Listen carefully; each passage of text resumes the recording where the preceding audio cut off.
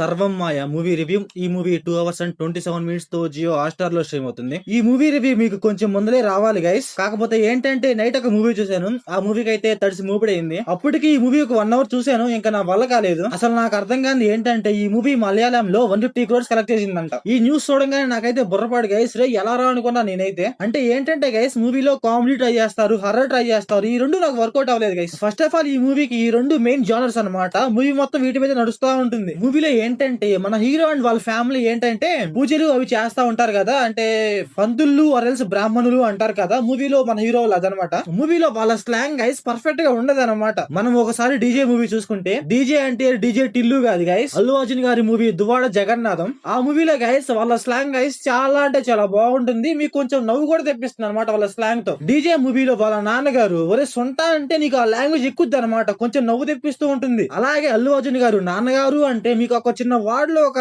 అతవినేం తెలిసిపోతా ఉంటుంది అనమాట. సర్వమాయ మూవీకి వస్తే మీకు అది ఉండదు అనమాట. మీకు అసలు అర్థం కాదు, వార్డ్స్ కావచ్చు అంత పర్ఫెక్ట్ గా ఉండవు. నువ్వు ఆ స్లాంగ్ ని అండర్స్టాండ్ చేసుకొని నవ్వలేవు అనమాట. మూవీలో ఏంటంటే వీళ్ళు ఏదో చిన్న స్లాంగ్ ట్రై చేశారు గైస్, ఇలా ట్రై చేద్దాం అనేసి. కాకపోతే నాకైతే వర్కౌట్ అవ్వలేదు guys, not good at all అని చెప్తాను. బాధాకరమైన విషయం ఏంటంటే మూవీ మొత్తం ఇదే స్లాంగ్ ఉంటుంది అనమాట. మీకు కొంచెం డిస్టర్బ్ చేస్తుంది, అలాగే మీకు నవ్వు కూడా రాదు గైస్. కాకపోతే ఏంటంటే వీళ్ళు ఈ సీన్ లో కామెడీ ట్రై చేస్తున్నారని మీకు అర్థం అవుతుంది, కాకపోతే నవ్వు రాదు. మూవీలో ఏంటంటే ఏదో గట్టి కొడితే 1 or 2 సీన్స్ కొంచెం ఓకే లాగుంటాయి గైస్. అది కూడా ఏంటంటే కొన్ని సీన్స్ లో కొన్ని సూక్తులు చెప్తా ఉంటారు గైస్, అక్కడే కొంచెం బాగుంది అనిపించింది. ఇంకా మూవీలో హర్రర్ గైస్. అసలు ఈ విషయానికి వస్తే అసలు మూవీలో దయ్యం ఎక్కడ ఉందా అనిపించింది నాకు. మన హీరో ఏంటంటే దయ్యంతో ఆడుతూ పాడుతూ పని చేస్తుంటే అలుపు సెలుపు ఏముండదు అన్నట్టుగా పనిచేస్తా ఉంటాడు. లిటరలీ చెప్తున్నాయి గైస్, మీకు సర్టన్ టైం లో అనిపిస్తుంది అసలు మూవీలో దయ్యం ఉందా అనిపిస్తుంది అనమాట. కొన్ని సీన్స్ లో ఏంటంటే అన్న ఎక్కడైతే ఉందన్న భయపెడదాం అనేసి ట్రై చేస్తా ఉంటారు, కాకపోతే వర్కౌట్ అవ్వదు అనమాట. అది కూడా కామెడీ క్రింజ్ అంటే క్రింజ్ మ్యాక్స్ ఉంటుంది. మూవీలో దయ్యం సీన్స్ గైస్ చాలా అంటే చాలా అన్లాజిక్ గా ఉంటాయి అనమాట.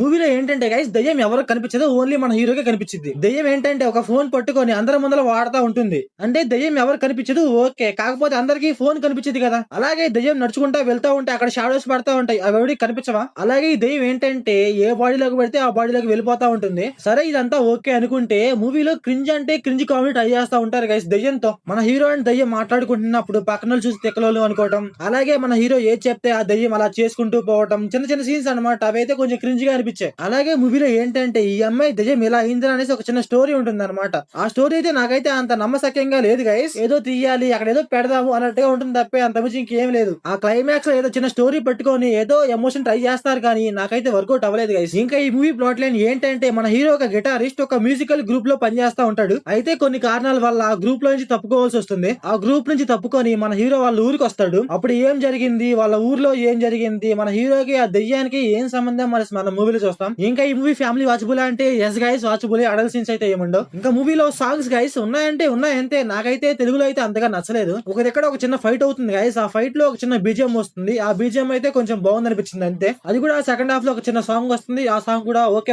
అనిపించింది అంతే. ఇంకా మూవీలో ఒక కుక్కతో ఒక ఎమోషనల్ సీన్ ట్రై చేస్తారు గైస్. కుక్క కాదు గైస్, దాని పేరు పప్పు. ఆ పప్పుతో కొన్ని ఎమోషనల్ సీన్స్ ట్రై చేస్తారు. ఆ ఎమోషనల్ సీన్స్ నాకైతే వర్కౌట్ అవ్వలేదు గైస్, ఎందుకంటే ఫ్లాష్ బ్యాక్ స్టోరీ పర్ఫెక్ట్ గా ఉండదు అనమాట.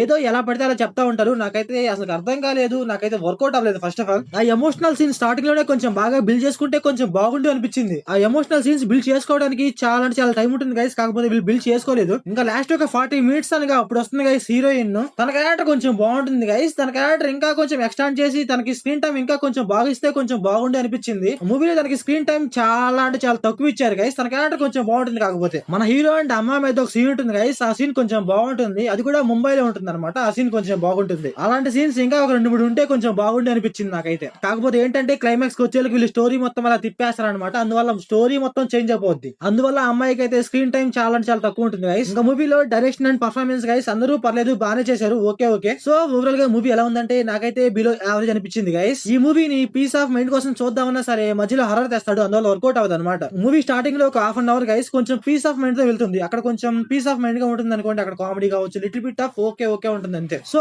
ఓవరాల్ గా మీరు మూవీ చూసి వింటే మీకు ఎలా అనిపించిందో కామెంట్ చేయండి. So thanks for watching.